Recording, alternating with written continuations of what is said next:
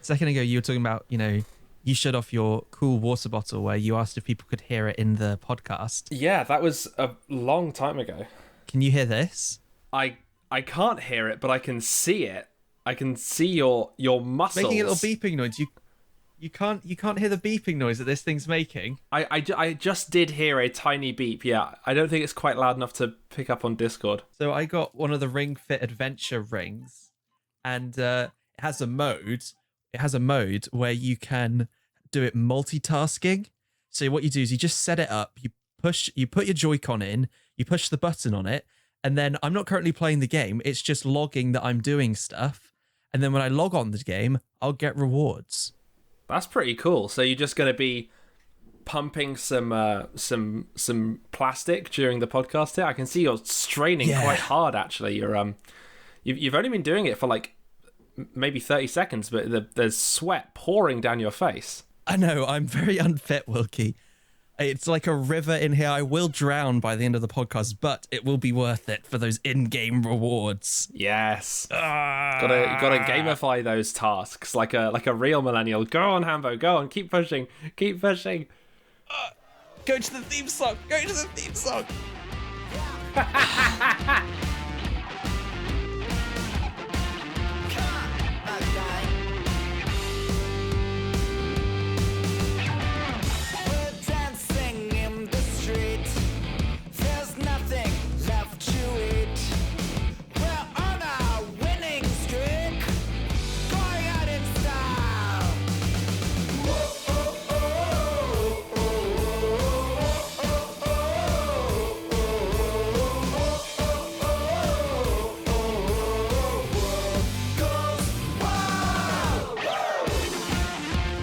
Welcome back, everybody, to another episode of a show we like to do here at the weekends, or as you call it, Thursday. Is of course Bois Review, hosted by me, Hamish, and me, Wilkie. Hey, folks. Hambo might need a breather after that. I am actually a little out of breath. It's a lot harder than it looks because this plastic ring, it doesn't look like there's much in it, but it's quite tense when you try to push it in. So if you didn't listen to the cold open for some reason, it's the Ring Fit Adventure ring. If you somehow didn't, you got to push it in, but then also you can pull it out. Okay. Slightly, so you can stretch it both ways, and then so that's getting both sides of your muscles. You're getting sort of your biceps, but also then the ones on the outside. I think they're the triceps. I couldn't tell you, Hamish. I have no idea. I remember that because when you get really angry, they grow horns like Triceratops. Yeah, tricepsratos. Yeah, I've heard that. Yeah, that's what my sports teacher always taught me. And I have no reason to ever doubt them. Hell of a sports teacher. Yeah, hell of a sports teacher. Never saw them at any other point in the school. They were never at you never saw them at lunch with the other teachers, but you'd go to the pitch and they were there and they'd tell you all about the dinosaurs that live in your arms. Yeah, and they just, they give us some really cool sweets. And they just tell us to go off and do things. Yeah, just go vibe, yeah. Just do what you want. Maybe just sit over there and play guitar. I don't really know what it has to do with rugby, but I was never very good at rugby either, so. Look, every rugby team needs a bard, right? We've learned this. You're giving everyone inspiration for those athletics checks and that. Yeah, that'd be so much fun if they I mean, not technically necessarily every rugby team, but cheerleaders are just the bard of their sports group, right? They kind of are, yeah. No, yeah, they are. You're right. If you're running and you get tackled and you're pushing this other person, you're trying to push each other over, and then you hear the cheerleaders from the side be like, "Get him, woo!" and you can get that little extra burst of energy. You're like, people are counting on me. I gotta do this. Like you have like a cool anime moment. It's very fun. Lightning goes from your legs all through your body. And then you're just sort of doing a cool runner pose. And then it's just quick, like legs moving, smoke and dust being thrown up behind you. I wish running in real life was like running in anime, where you can charge up the running. Like, you get your pose and then you go for it. And it'd be so much cooler if that's how real life worked. The same as I've been playing a lot of Breath of the Wild recently. I can't remember if we talked about this last episode as well, because my girlfriend got it on Switch and my flatmate has it on Switch, so we've both been playing. She's pretty much already beaten the game. I've done one Divine Beast and that's it. So quickly, if she's nearly done, get the DLC And if you've only just started, get the DLC. If you're liking it, do it, because there's some stuff in the DLC is really cool, but it's not really super useful once you've beat the game. It's That's fun fair. to do whilst you're playing. I think Alex already has all of the DLC, so it's just there while I'm playing. It's good. Yeah. But like charging up with the weapons, especially like the big katanas that do the focused slash attack when you charge them, it's like that's not how real things work. Like you don't just like You can't just hold your sword in a cool pose. and then like spin. Just spin in the first place. Well, like you can, but your sword won't glow. And I mean, if people see you doing that in real life, they'll just move away rather than coming towards you and be like, that person's charging up for a charge attack. They're gonna mess me up. the spears are the stupidest ones because you sit and do this cool pose and then you just like and like stab a bunch of times, right? Like that makes no sense. Anyway. No, well, I mean, like, that makes more sense than trying to do a spin attack, because, like, objectively, stabbing lots is going to hurt people more than just doing this big spin, where maybe you only actually hit them for, like, an eighth of a spin. That's not what I'm saying. I'm saying that you shouldn't have to, you don't need to charge up the multi-attack thing, right? You just do it. You need to preserve your energy for a second, right? But that should come afterwards. With the spear, right? You can attack as quickly as you can press the button, right? And eventually it starts costing you stamina, and then afterwards you have to regain that stamina by waiting. Boom. I've just improved The Legend of Zelda. You've just made it more real, and that was definitely something that people wanted from Breath of the Wild 2, which is a game that feels more real. I want my weapons to break faster. Absolutely. I want the Master Sword to break.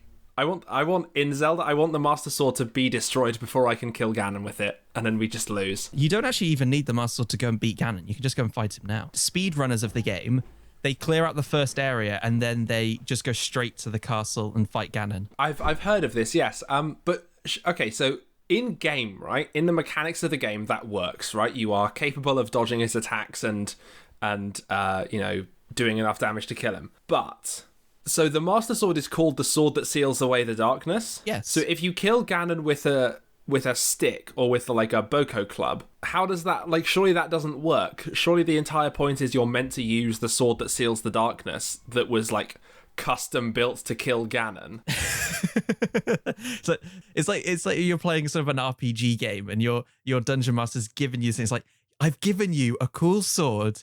Why are you using the stick? Why are you using tree branches? What's the point?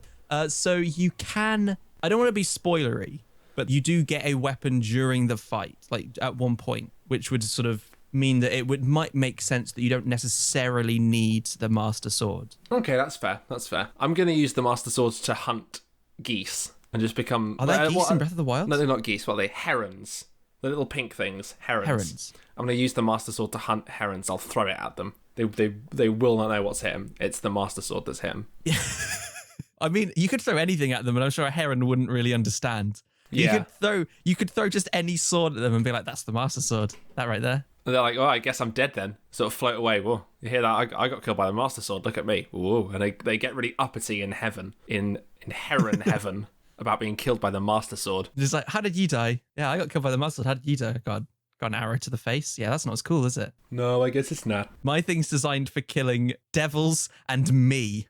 That's it. That's pretty fun. Yeah. That'd be quite fun. So last week we talked about the thing that would be most like, you know, the thing that would be our weapon of us destruction. Yeah. What would be the weapon that you would most like to sort of defeat you in battle? It doesn't have to be a conventional weapon. It can be anything. I want it to be something cool, but also something quick. I think I'd like to be beheaded. Like, I don't want to get... Okay. As much as I'd like to have some cool parting words, like, I'd also like to not be in massive pain for a while, so...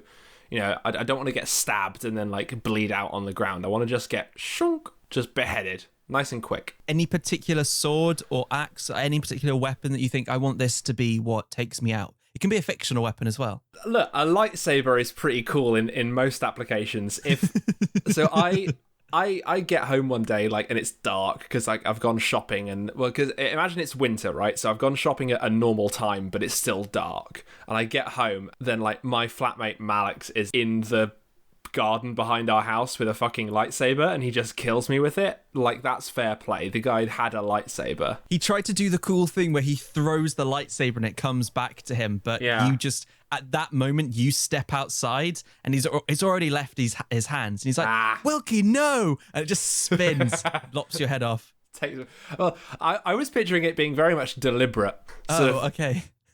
Lying in wait for me to kill me with a lightsaber, but if it's an accident, that's nice at least. Does a cool backflip over you, spins around, lops head off, and then catch head like a kebab on lightsaber. Very cool. Has that ever happened in Star Wars? Do they ever use the lightsaber as a kebab sword? You know, it's cooking it from the inside out. I think multiple people have been. I don't think anyone's cooked anything with a lightsaber, no. They should. They should. The ultimate survival tool. It really is, actually. That's very interesting. If I had to get defeated by something, I would like it to be the barrel from Donkey Kong. Oh my god. Okay. Just have this giant monkey hurl a barrel at my face whilst I'm trying to save Izzy, I assume. Probably. And then, because the advantage of being killed by Donkey Kong's barrel is then some kid just has to come along, put in a coin, and I'm back alive. I can have another go, have another crack at it. Okay, so what you're saying is you want to be Mario. I want to be Jumpman. Wasn't that his name in the original thing? Wasn't he Jumpman? I want to be Mario, Jumpman, Mario. Wait, so you're wearing this sort of quite nice orange sweater today, and I've got my. It's brown, but it's brown. Oh, okay, it looks orange on my screen maybe, but I've got my signature green shirt. Does that make me Luigi? Well, you are taller, so you would be Luigi. Yeah, I can jump higher than you. And you're younger. Hambo, when was the last time you jumped, like in real life? Because every video game, right, has a button that just makes you leap up in the air, right? And sometimes, like, that'll have, like, contextual things, like, instead you'll, like, vault over a wall or something. When was the last time you just jumped for any reason? Because I don't have to jump anymore. I can step up onto things. I'm tall. I can step down. I've never needed to actually jump. Not never, but like Wilkie, I don't need to jump anymore. Dickens the Sparks. I've evolved beyond the need to jump. I am superior now. Okay, so I think the last time I jumped was actually the other day because my coat was hanging over the banister. So it was upstairs, but it was sort of hanging down a bit. And I didn't really want to go all the way up the stairs to grab it. My house isn't particularly tall, so I thought I could probably grab what was dangling down. It was a bit too out of my reach to succeed doing that, and so I did have to climb up the stairs. Oh, okay. But I tried, and I did jump for it. I did sort of reach. I even put in more effort because I climbed up a couple of steps and then jumped to try and grab it, like jump across and forwards. At that point, you might as well just climb the stairs. Like you've already started. Yeah, so I didn't just climb the steps. I climbed the steps 1 1/3 times because I'd already gone up quite a bit. It wasn't the safest way of getting my coat down, and it wasn't particularly effective. But I left with my pride because nobody can see me fail. Well, now you've just told all our listeners. Yeah, but they don't know how bad it looked. They can picture it being like a really cool. I sort of land and do a roll to the side and do a cool action pose. You do like a 3-point landing. You look like Spider-Man. Or a 3-point turn, and I've got in my car. Wait, no, that's not a 3-point turn. 3-point turn is like the really boring one that you used to get out of difficult parking spaces. That's what I do all the time. I'm a fan of the 16-point turn, which you use when you really Austin Powers yourself in a... That's how they should have got the Ever Given out of the old Suez Canal. Did we ever talk about the Ever Given being stuck in the Suez Canal? We must have, right? I don't think we did. So, but Wilkie, before we get on to the Ever Given, we've talked about several things so far. What would you give Breath of the Wild as a game based on what you've played so far? We do have to do reviews. I do forget that this is still a review show. Breath of the Wild so far...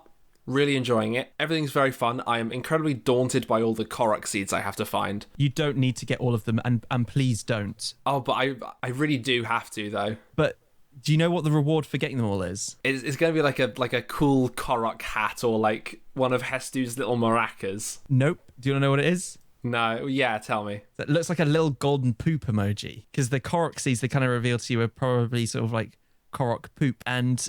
it was sort of, the game designer said they specifically didn't intend for somebody to get all 999 of is them it in the game. 999 or is it 900? Might be 900. It's definitely very near. I thought it odd that it wasn't 1,000. So it was either 900 or 999. God, there's so many of them, though.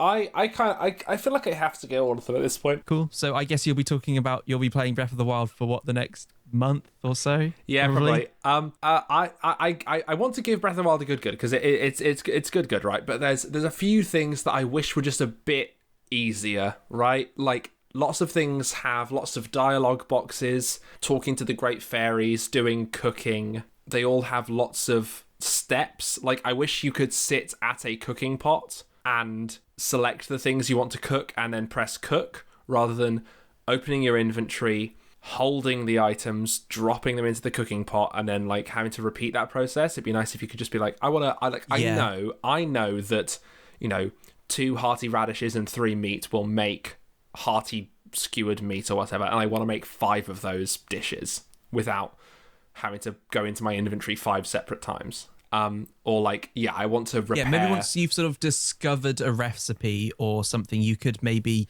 then be like, okay, well, I just want to quick make this thing. Yeah, that'd be brilliant. And like talking to the great fairies, can I just like upgrade all of my Zora armor? Like I have 16 fish. I know I can upgrade the Zora armor. Do I have to watch this little animation of her like kissing her thumb and bopping me on the forehead? It's like 10-second animation. I have to watch it 3 separate times. See, Breath of the Wild for me, I've played it and I loved it. I got it. It was like the first Switch game I played. Awesome. I agree with the good. My favorite thing recently is a few Twitch streamers that I watch, or I say a few. One of the ones that I watch does a speed run of it, and they try and speed run various elements of the game, including they're one of the few people that's ever attempted a 100% speed run, because there's so much in it. Because that would include the Korok seeds. Oh, and all the Korok seeds. All the side quests, all the Korok seeds, like every single thing they've got in that game in a speed run. But there's a really cool speedrunning strategy which makes me want to pick up it again just to see what it's like. So there are a few bits where like you clip out of bounds and you can skip unlocking various parts. But there's, I think it's called like a bomb glide. So it's got this very official name, but he calls them boomy zoomies. Once you've got the glider and you've got both kinds of bombs, you can basically set it up. So whilst you're in bullet time floating in the air, you have the 2 bombs directly behind you. And if you explode the one that's furthest away from you, it will fling that second bomb into you, and then the momentum will carry you forwards. You then pull out your glider and you can fly really far, really fast. Okay. I think I can see how that works. So you don't detonate the second bomb, it just physically hits you. Yeah, it just physically hits you, and then because momentum in the game is all really well done in physics, it kind of just carries you forward. Okay. And so it's insane to see these people sort of understand this game and how it doesn't work to then exceed at this game. I don't know if I could speedrun something because I get so easily distracted. Like I had to be like bullied into actually doing the Varuta quests to fix the divine. Like I had everything I needed. I was more than ready for it, but I was like, no, I gotta go fishing and fix my Zora armor. And they're like, no, you don't need Zora armor. Like, it's fine. I was like, no, but that thing. And no, do Varuta, do it. I was like, I don't wanna. Wilkie, do what you want. It's not that I didn't want to. It's that like I didn't want to like commit to this like big scary quest to like fix Varuta. I just wanted to go fishing.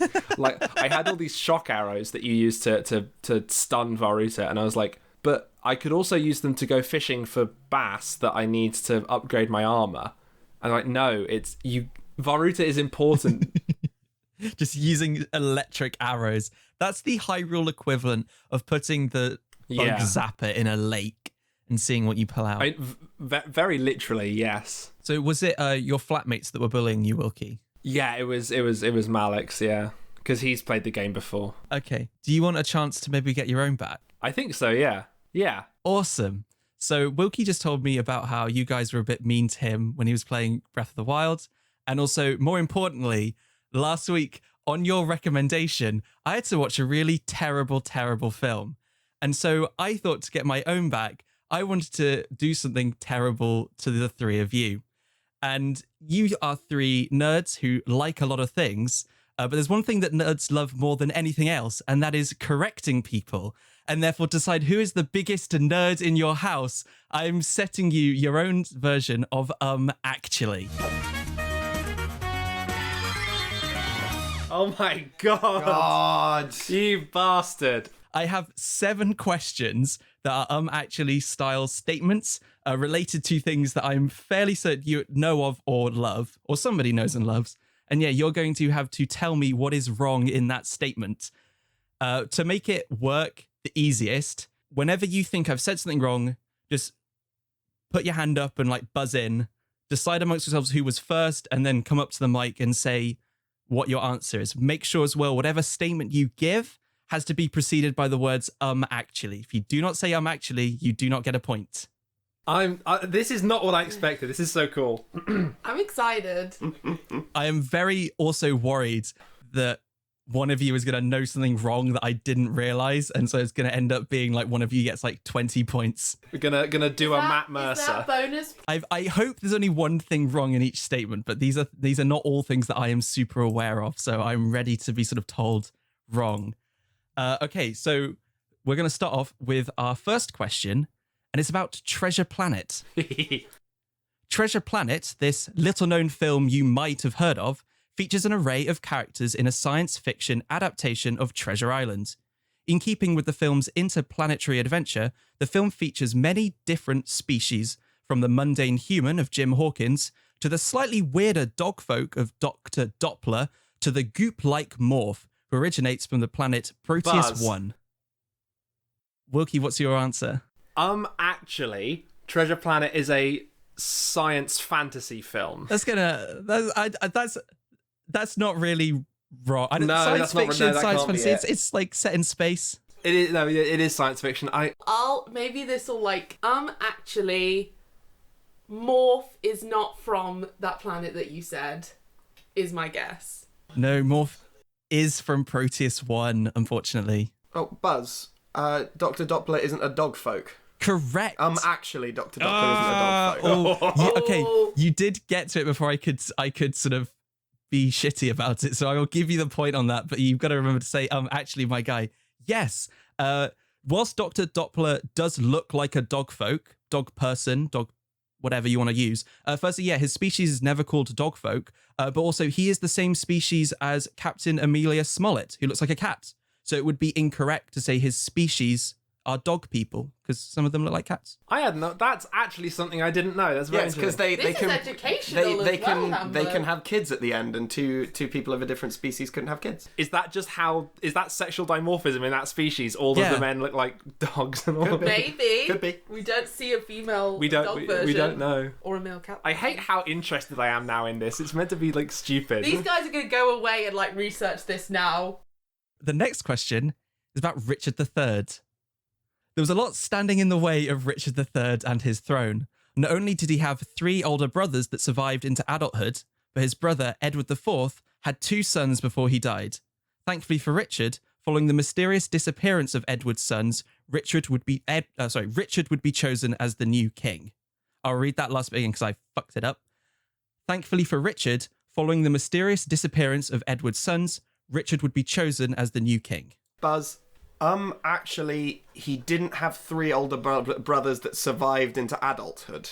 As far as I could tell, he did have 3 older brothers that survived into adulthood. I think he was the 12th of many siblings, but a lot of them died. That's very He fair. was the 4th son. Okay, Yeah. I believe one of the sons died around the age of 18, so that is quite confusing. Ooh. Okay, actually, Edward IV had more than 2 sons. It's just not all of them survived into adulthood. Oh, I don't know. That's not what I've got. So I will look He that did up. have another son who died as a baby, I believe. That might have been me getting it wrong. Edward IV, children. I will Google that now. Actually, Richard was declared king before the princess disappeared. That is what I was going for. Yes. Richard was declared king before the Edward's sons disappeared, because obviously I was referring to the 2 sons that disappeared in the tower.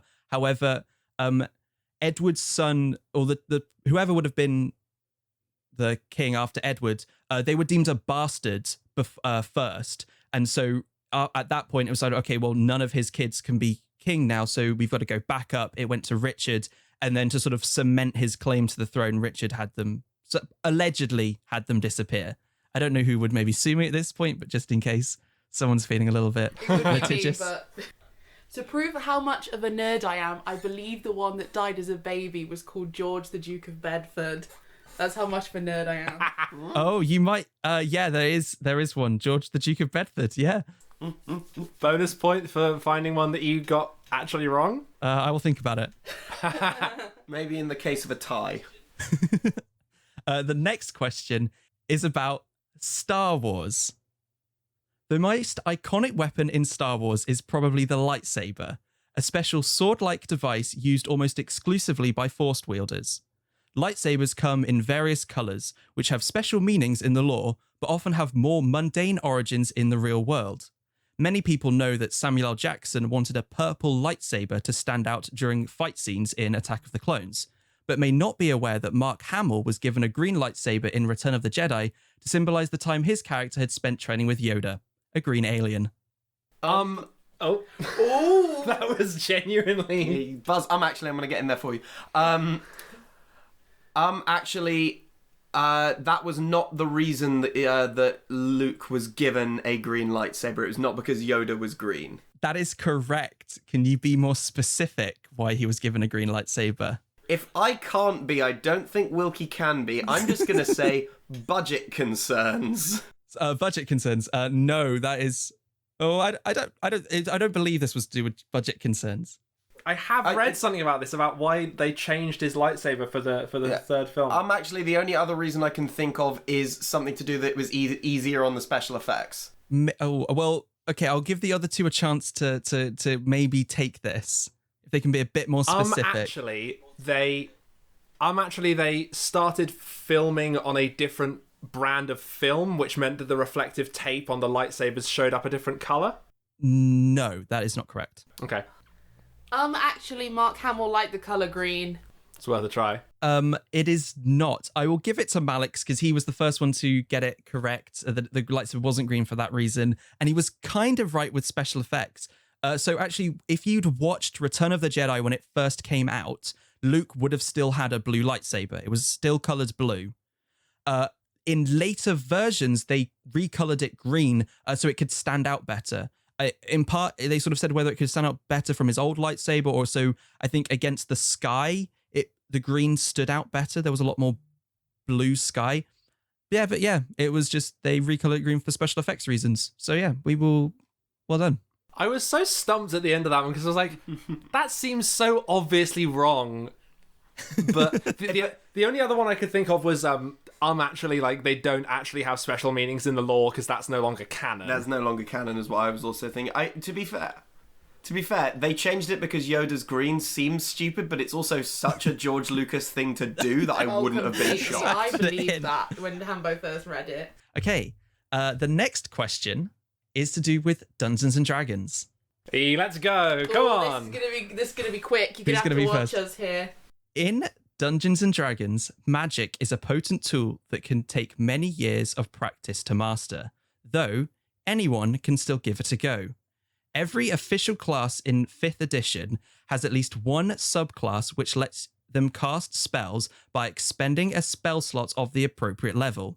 They could also choose to instead cast cantrips or use a spell scroll, neither of which use up spell slots when they are used. Buzz, actually, barbarians have no way of using spell slots, but they can ritually cast certain spells by taking the Totem Warrior subclass. Very good. Okay. There is one other subclass that you could mention as well. One other class, even.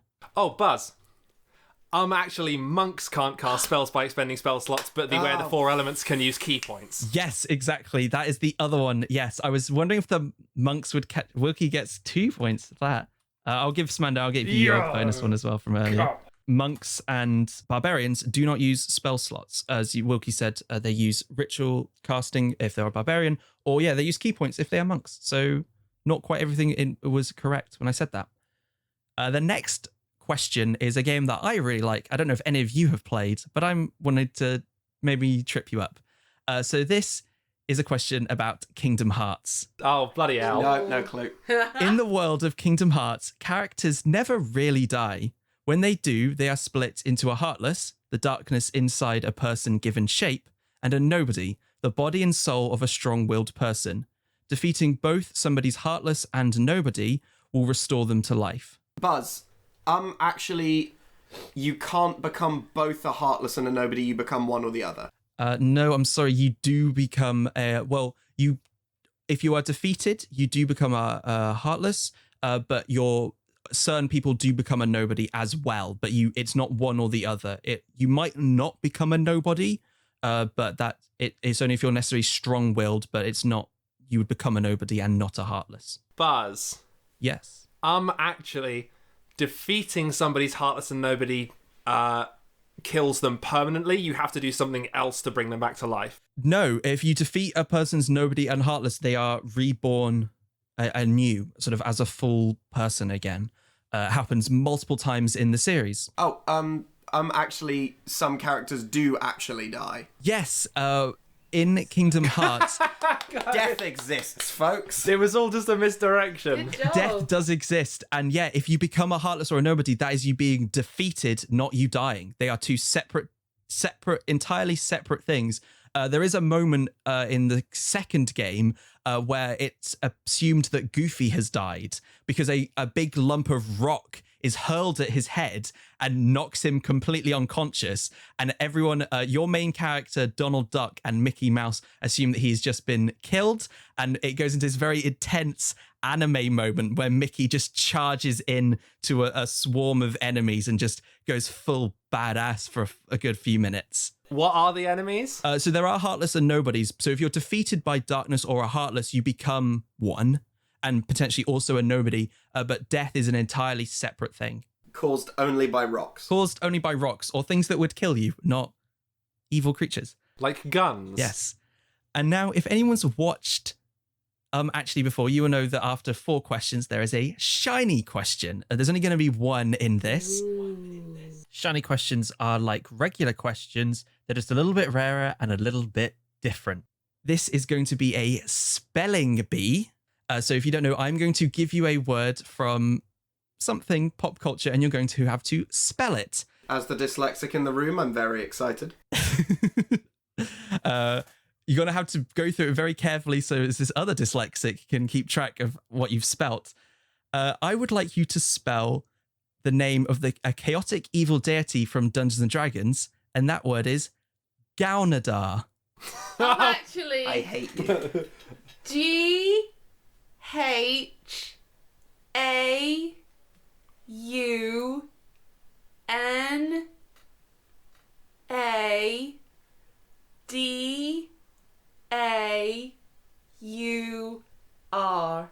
Is that your answer? Yes. That is correct. That is how you spell Gaunadar. Well done, I've written it Sophie. enough time. Yes, I for anyone that's listening at home, I picked that word because Gaunadar is sort of the big bad from a campaign that Sophie ran, and there's a long-running joke that no one can say his name properly. So I will do this final question, and obviously the final question in all actuallys is a real-life skill. This is not about anything pop culture, though hopefully it's about something that you all understand. This real-life question is about punctuation. As you've all studied creative writing at university, you'll know the importance of proper grammar. A comma, semicolon, and a colon can all be used to connect independent yet related clauses without the need for a conjunctive like and or but. If you're feeling courageous, you could also try using an em dash for the same effect. Buzz, I don't believe a colon can be used for that. A colon denotes a list. No, unfortunately, a colon can be used to connect independent yet related clauses. Buzz. First of all, in the text version, it should be an em dash, not a em dash. Okay. But my real answer is actually, when used to do that, it's not called an em dash. It's called a hyphen. No, it is called an em dash or a hyphen. It's still the same thing, but the thing is a hyphen is a symbol. It can be longer or shorter. An em dash is a specific kind of hyphen. There's also an n dash, spelled E-N, for like Nick, rather than E-M for Mike. Oh, God. Buzz. Who was it? You. Okay. This is either what you said or similar to what you said. Actually, a semicolon is the one that does the lists. Nope. And semicolon can also be used for what I've said. Aha, then Buzz. Actually, third time's a charm. A comma isn't used to connect, it's used to pause. You got... That's... What you've said is you've picked out the punctuation that is wrong, but what you've said isn't quite right. So I will give Smander, because you've not yet had a chance to guess, I will give you a chance to sort of give a more accurate reason why a comma is not correct in this circumstance. And then I think I might have to call it there. So you've all had a lot of guesses. Actually, a comma is not used for independent clauses. They're all related in some way. So it can be used to connect clauses like this. However, it is not true to say it can connect them without a conjunctive. If you don't use a conjunctive, that's a comma splice. So if you're using a comma, you have to use a conjunctive like and or but after the comma in order to connect the two clauses. Damn Very it. Whereas good. all the others... I considered saying that, but I was like, without the... It's not like you'd ruled it out. Like you could choose to use a conjunctive, but maybe you don't necessarily have to. Yeah. No, it's sort of... It's one of those definitely weird things where lots of people do it, but it's not technically correct. And that's absolutely what the point of this game is. Like, I got that information from Grammarly, and I double-checked that it was for a UK version, I believe. So it should all be correct as far as I'm aware, but if anyone's a grammar buff at home and I've said anything wrong, that should be good. But yeah, I was very surprised to see a colon can be used to connect independent related clauses. me too. It's doable. Often when people do that, they will use a capital letter for the second clause, but it's not necessary. It's a stylistic choice that some people do. That was very interesting. Very interesting. I've learned something. I don't think I'm going to give the point to anyone on that last question, because whilst Malix did highlight it was a comma, that was by trial and error, and I don't think he quite got to... I would like to say that I was going to give that answer before Wilkie said semicolon, but I did think it was because of a pause. Likely. So, as it stands, and I did not account for this, as it stands, Wilkie is on 2 points, and Malix and Sophie are on 3. So at this point, there would normally be a tiebreaker, though I don't have one. So... Oh no, didn't we say earlier we could use finding a mistake that you actually made as a tiebreaker? Oh, we did. Yes, and I did say that. I believe Sophie was the one who picked up that the Richard III question had 2 mistakes. So for Sophie's knowledge of British kings, particularly Richard III, Sophie does win this game and therefore is your house's biggest nerd. I honestly wear that badge with so much pride. I knew all that information would come in handy at some point, man. And now you can all sort of be angry, and Sophie, you can be like, you're the best. And wear that badge with lots of pride and make sure that it's rubbed in their faces every day, and they can know the pain that I had to experience when going through upside down magic. I will still fight you on that one, but yeah. I will be sure to torture them with it many times in your name, Hambo. I hope you guys like that. I had a lot of fun trying to work it out. But yeah, It was a lot thank of you very fun. much. Yeah, Thank that was you. lovely. That was fantastic, Hambo. I didn't expect that. It was brilliant. That's okay. Yeah, so sort of, it was a reference that, yes, this isn't a show that I've exclusively come up with, or a concept. It's based on a show by the exact same name from College Humor, and a guy called Mike Trapp who came up with the idea. But yeah, it's basically the same premise. It's called Actually, and they read out statements from a wide array of various different pop culture things, and sometimes they even... It's interesting what they sort of define as pop culture. It's just anything that people can really love and a collective group of people can enjoy. They'll try and do a question to it, and I think it's one of my favorite YouTube series to watch, because I've always liked quizzes, but it requires you to know a lot of general knowledge that I don't necessarily know, because it's not something... I feel like quizzes are aimed at sort of adults or older adults than I am. And so what it would define as sort of common knowledge is not common knowledge necessarily to me. And so this is one where it's like, I know some of this stuff. I don't know all the answers, but I know some of them. And it's quite fun when it's, particularly when they sort of say like, oh, Kingdom Hearts. I think there was one in the last episode. And I go, oh, I know Kingdom Hearts. And then either being really excited when I get to know the answer. I'm like, yes, I know this thing. And I sort of in my mind buzz in and say what my correction would be. Or like you guys had with Treasure Planet or Star Wars, sort of learning something new about something that I loved. Yeah, no, that's really good. I was about to launch into something when I was interviewed for a show that I won't name. I was asked like what I look for in a person, and it was like my answer ended up being like someone who's passionate about something. So like watching, like I've watched I've watched actually in the past, and sort of seeing people who are really passionate about certain topics, like something like Kingdom Hearts that I don't know anything about. Like it's super cool that you know so much about Kingdom Hearts. So like having watched it before, it's something you can enjoy even if like your specialist interest doesn't come up during the show. Yeah, I think my favorite thing is obviously I like D&D, but I know there's so much of this that I don't know, particularly because D&D has sort of like an official canon, and there's a lot of that which we don't really touch on in any of the games that I've played because it's all been people have created stuff for it. Obviously they still use the core ideas, but it's not like the official D&D world. Yeah, which is the Forgotten Realms, and Faerun. But then when you have a person like Matt Mercer come on, who's a DM for Critical Role, this super well-known D&D podcast, he just comes in and he knows so much about that. That clip is so good. They got a if you haven't seen it, they got a comic strip made for a single round of combat, and I think Matt found 33 mistakes in it, and then Mike Trapp, the host, was like, well, we only put 30 in there, so we've made 3 actual mistakes. Yeah, it's so good because he just went through it all, and it's always like that. I feel like whenever he's on an episode or someone that's really into D&D, because they sometimes have a few other people from Critical Role and thereabouts come on the show, and it's really funny when some of those questions do get ratcheted up.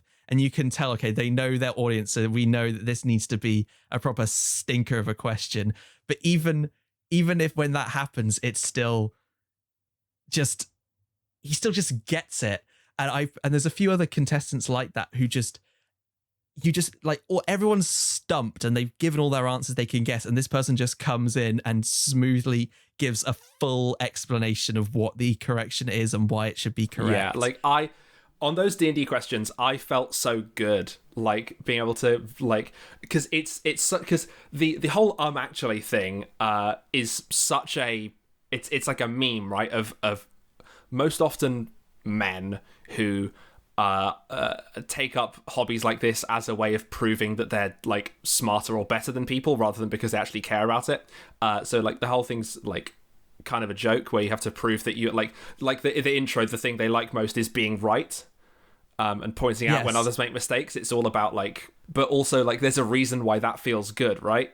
It's not quite Schadenfreude, but it's like hearing Alex next to me go like, god, and like when I was like, it's barbarians with there because they ritual cast things, that felt good. Not because I was glad Malix hadn't got it, but I was like, there's a different sort of like appreciation of like my skill, because that's something I pride myself on, is like, especially on the character creation side, being very good at like being good at D&D isn't what I should say. I should say like knowing a lot about D&D. Knowing D&D. Because I've invested a lot of time in reading the rules and stuff, yeah. Yeah, there's that pride where, because I think actually this idea of this quiz show, it is sort of playing on the more negative side of people being kind of shitty on the internet and trying to make that positive, because there is something, you know, for so many things when you're at school or whatever, when you have to learn things, you get a test on it, and so you can maybe be like, okay, I've done well in this test, I know that I'm good at this thing, and lots of this stuff comes up fairly regularly.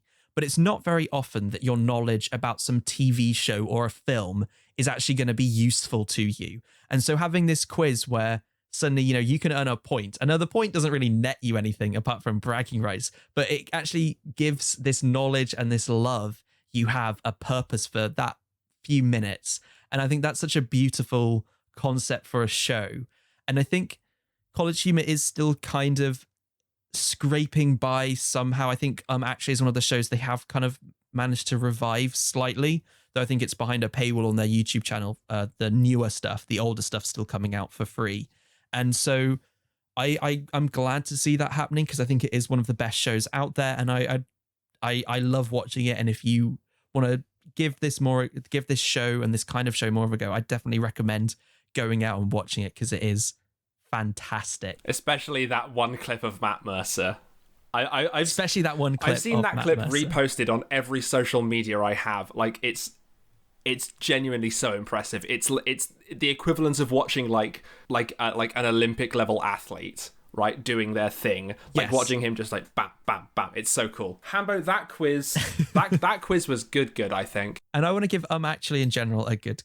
Yeah. Before I embarrass myself and fail any more nerd competitions, this might be a place to close out the show. Well then, folks, if you spotted any of the tiny mistakes we made in the show today, we didn't put them in there deliberately, we're just idiots. You can get in contact with us by tweeting using the hashtag #BoyReview. That will bring your tweet to my attention and I will mention it on the show. You can get a shout out. If you don't want a shout out, you can just say like anonymous or something and that's all good. We also are available. We're available everywhere. If you're listening to us on your favourite podcatcher at the moment, your famous podcast app, your favourite podcast app, why not check us out on YouTube? Have us playing in the background while you do something on your computer. While you're there, leave a comment, leave a like, leave a subscribe. If you're listening on YouTube right now, people are allowed to, if you're in the UK at least, people are allowed to go out a bit more now that lockdown's been lifted slightly. Maybe get us on your phone, go out for a bit of a walk. I actually listen to podcasts while I run because it helps distract me from the pain and whatever. So I can just zone out and run for half an hour and not even know it's passed. We have a Twitch channel, twitch.tv/BoyReview. We stream semi-regularly 7:30 on Wednesdays. Hambo will be streaming Fortnite. Sometimes I'll be there chatting with them. My laptop back from the repair shop now. Not much better. It was running a bit hot. They replaced the thermal paste, but it's not a lot faster than it was in the first place. So maybe I just have a slow laptop. Well, we'll try and work something out. We want to get you involved. And yeah, there are a couple of other games that I really want to stream. I've just been busy, and every time I think like, I want to stream today, something's ended up getting in the way. Yeah. But yeah, we definitely do Wednesday when Wilkie said, and maybe at some point there will be a second day where I'll do something. I think there's a few single player games I want to give a try. So yeah, maybe we'll look at doing something in the future. And that's a good goodbye from me. It's a good goodbye from me. That's a good goodbye from the third host that feels like they should be there because of the cadence of this outro. Goodbye.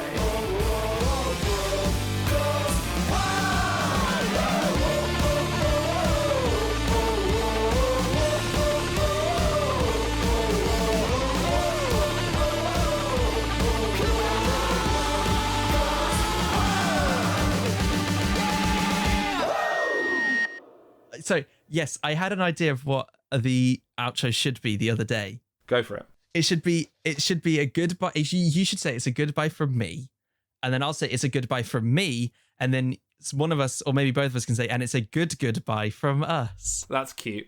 Do you want to re-record it or just put this in as the closer?